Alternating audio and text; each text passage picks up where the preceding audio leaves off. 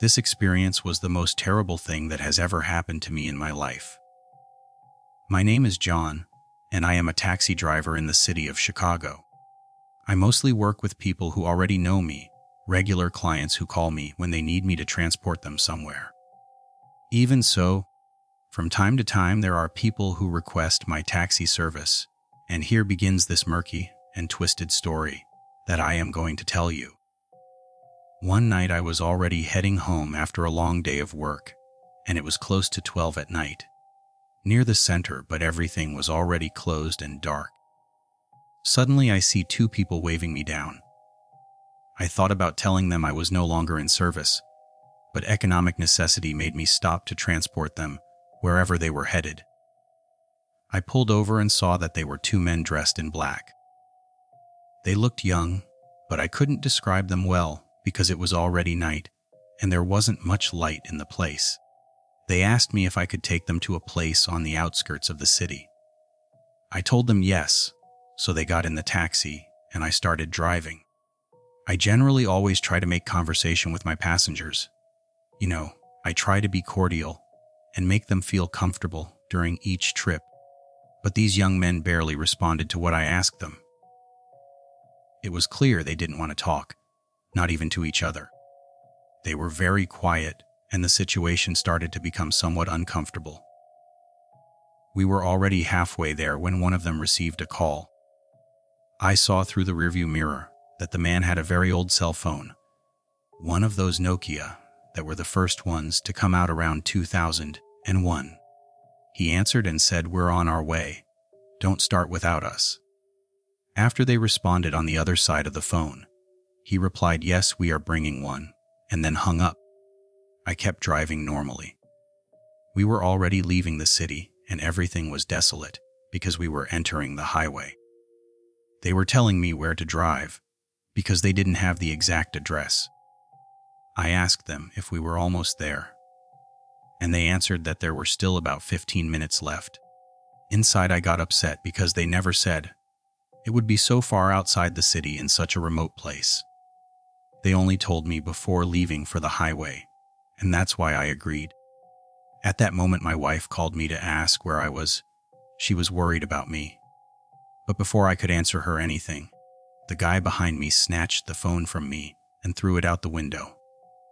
I yelled at him what was wrong with him. But then he pulled out a knife, pointed it at my neck, telling me to calm down and keep driving.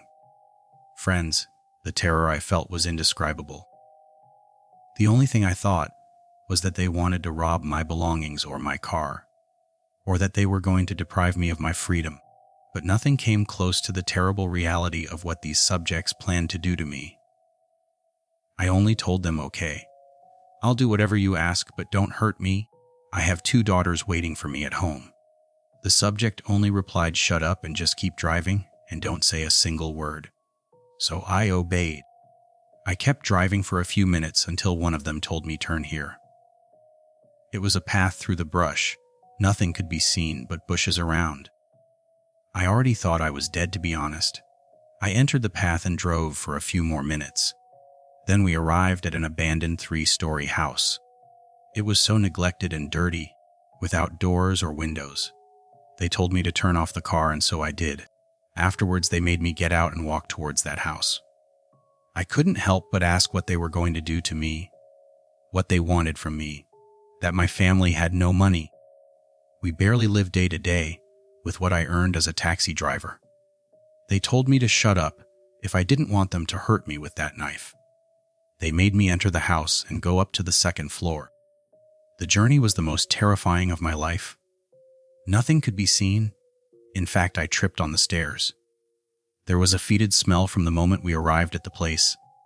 When we reached the top, the 3rd floor, there was a group of people there, all dressed in black with black capes over them.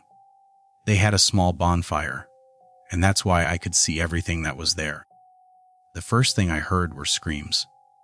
I looked at the floor and saw 3 other people tied hand and foot and with tape over their mouths, crying and screaming desperately. I also saw how they had drawn a giant star on the floor, a pentagram to be exact, and on the 4 walls of that room there were figures and phrases painted in another language. That's all I could see because after arriving, one of the subjects hit me on the head and I fell to the floor. I didn't completely lose consciousness, but I could still hear their voices.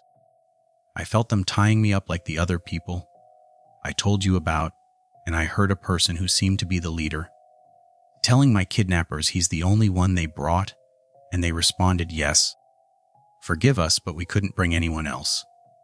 At that point, I was already fainting, but I felt them slap me and I managed to stay conscious because apparently they needed me conscious at all times for what they planned to do with me and with the other kidnapped people.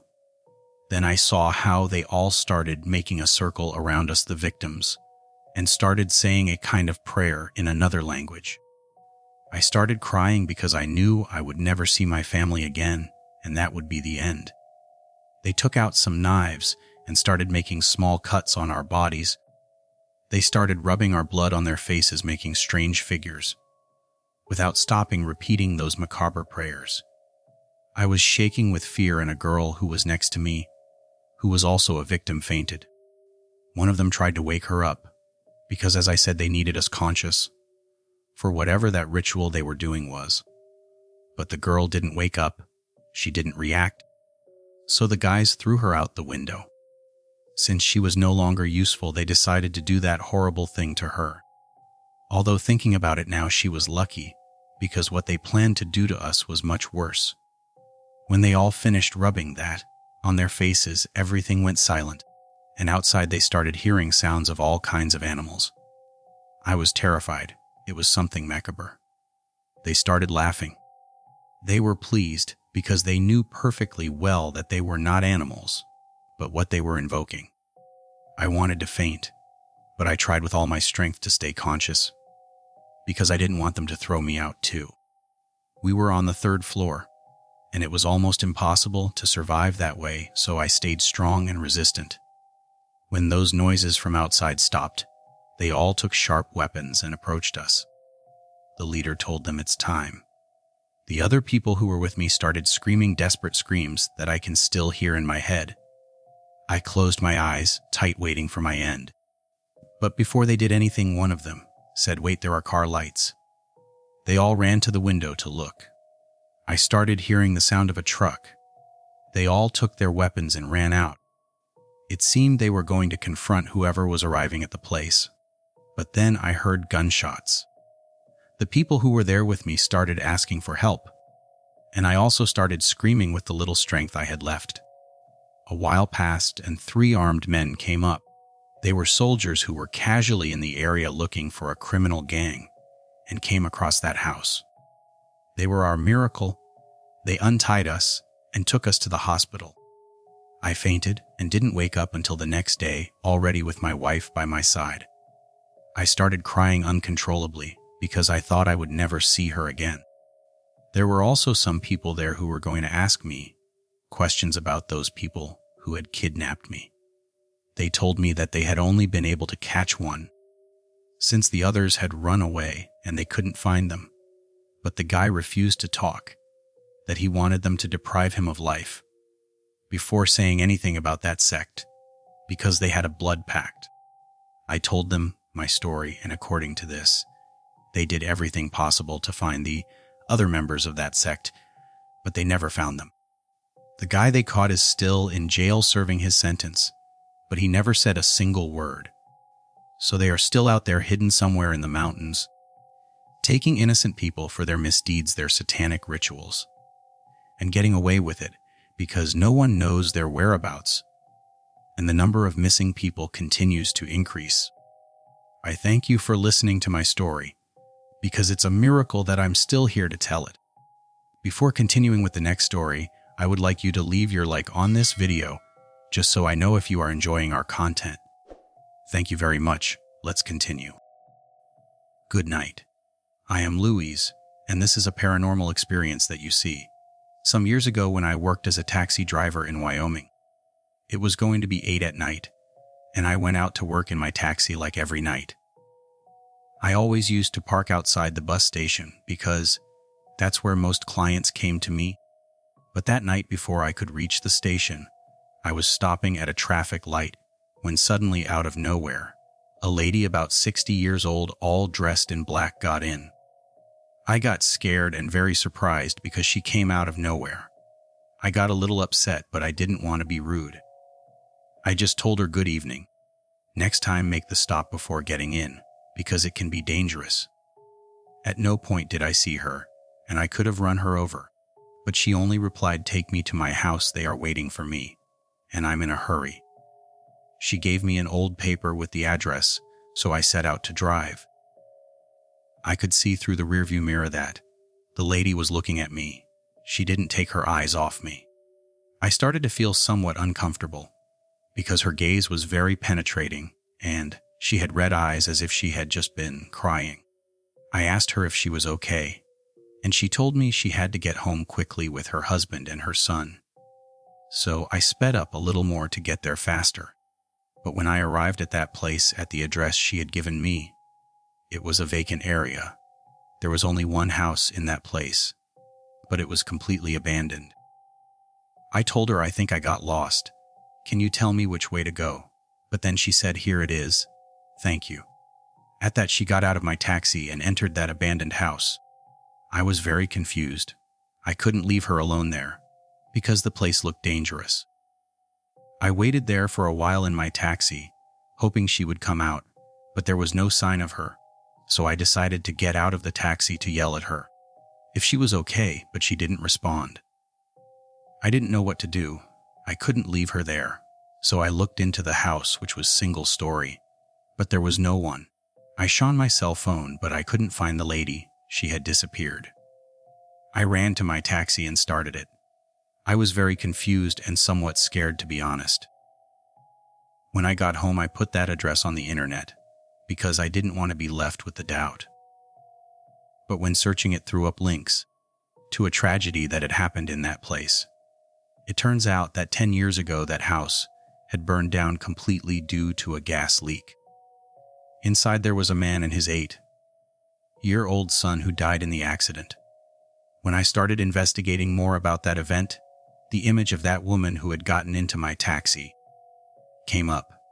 In the note it said that she was the mother and wife of the victims of that fire, who that night was out of the city for work, but when she received the news, she had a heart attack and died before she could return home. I was left frozen when I saw the news. Everything started to make sense in my head. That poor woman was still trying to get home to her family. I couldn't believe that it happened to me. I never imagined having an encounter with a deceased person, but it happened to me, and I still don't understand why it happened to me. I am George, and I will tell you one of the many paranormal experiences that have happened to me over the years that I have worked as a taxi driver. This was the strongest, in my opinion. I already have 20 years in this job. This happened to me when I had just started. I was working in my taxi in Dallas. That night, I remember I took someone to the airport, and there another trip came up. A man who had just arrived in the city who wanted me to take him to his hotel. He came with a very pale white woman in black attire, very elegant. He came in a suit, also very elegant. He looked like a businessman, because he also carried his briefcase.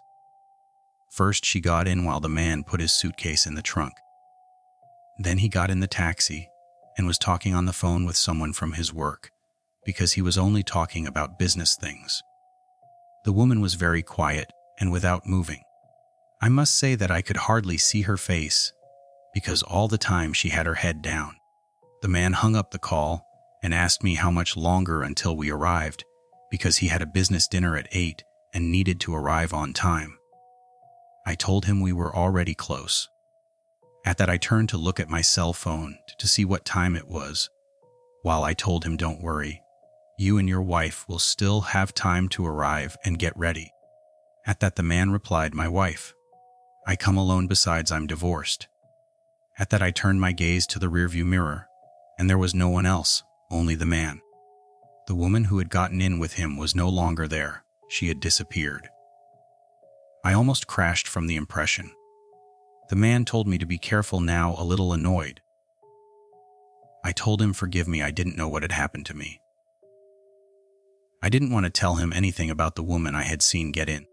I preferred to keep quiet, because besides I was a little in shock. I don't know how, but we arrived at his destination. The man paid me and got out of the taxi, took out his suitcase and entered his hotel. I just left and preferred to go home. I didn't want to keep working that night because I was very confused and nervous. The next day they knocked on my door. It was a detective from the prosecutor's office. He told me he had to ask me some questions about a person I had dropped off the night before at that hotel. They had found me through the security cameras. There they found my plates and they came to me. He asked me if I had dropped off Mr. Thompson at that hotel the night before. He showed me his photo and I answered yes. What happened? He told me that they had found him lifeless that morning in the hotel room, that someone had entered sneaking past the cameras and had taken his life. If I hadn't heard anything strange in that phone call he had, or to tell him everything he had talked about with him. I only told him the little we talked, and that he only told me he had a dinner that night. I, of course, omitted the part about the woman, because that was something difficult to believe. The detective left, and I didn't hear anything else about the case until a few weeks later when the hotel security camera video went viral, because you could see that man getting out of my taxi. But what caught my attention the most and terrified people was that, behind him, you could see a black shadow, also getting out of my taxi. I knew it was that woman, or whatever it was. At that point, I knew it wasn't human. People had the theory that it was death that was already taking him, but that's something we will never know. When telling this story, my hair still stands on end. I hope you liked it. My name is Charles Miller, and I am currently a taxi driver in the state of Michigan. This story is not something paranormal, but I promise you it is much more terrifying than anything. One night I had just dropped off a lady at her house when I turned the corner. There was a vacant lot. I parked for a moment to answer a call. I was barely going to leave there when a man comes out of that lot with a large and unkempt suitcase. The guy looked well-dressed and in general presentable. He didn't look like a bum or anything like that. He approached my taxi and asked me if I was in service because he needed me to take him to his house. I stayed thinking because honestly I doubted why he had come out of that lot. He noticed that I doubted and that I didn't want to pick him up, so he told me, laughing and with a friendly voice, that he was doing his business in that vacant lot. That's why he had come out of there. I hadn't asked him anything, but he for some reason felt the need to tell me. I told him, okay, get in. The subject got in and put the suitcase in the trunk. He gave me the address and I started driving. The guy looked somewhat nervous. He wouldn't stop moving his legs and looking everywhere. To break the ice, I asked him if he was coming from a trip. He took a while to answer but told me, no, it's that I'm moving. I continued trying to make conversation, but he seemed like he didn't want to answer me anymore. So I just limited myself to driving. We were going down an avenue that generally always has a lot of traffic, but since it was late there weren't many cars when suddenly I heard screams and blows coming from the trunk. I looked at the subject through the rearview mirror and he told me to stop, but there was no way to do it since we were on the avenue. I asked him what the hell was going on, what was in that suitcase. The subject opened the door and jumped. Since it wasn't going very fast, nothing happened to him. The guy got up and ran in the opposite direction. They almost ran him over, but he managed to get out of the avenue. I immediately went to park to run and open the trunk. The suitcase was half open, but no one was screaming or moving anymore. I opened the suitcase, and there was a girl with serious wounds on her body. She was unconscious. I immediately called the police and an ambulance.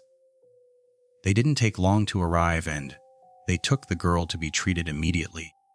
I gave a statement to the police about what happened, and then I went home very scared. That whole night I couldn't sleep. A few days passed and I saw the news, the case of that girl. She had declared that that subject was her ex-boyfriend, who took her with deception to a vacant lot. And there he had tried to take her life, but the guy didn't realize that she was still alive when he put her in that suitcase. The subject is still on the run, but a few days later they found him in Houston. Now he is behind bars. As I said, this was not something paranormal, but for me, that these things happen day by day is much more terrifying. Thank you very much for watching this video.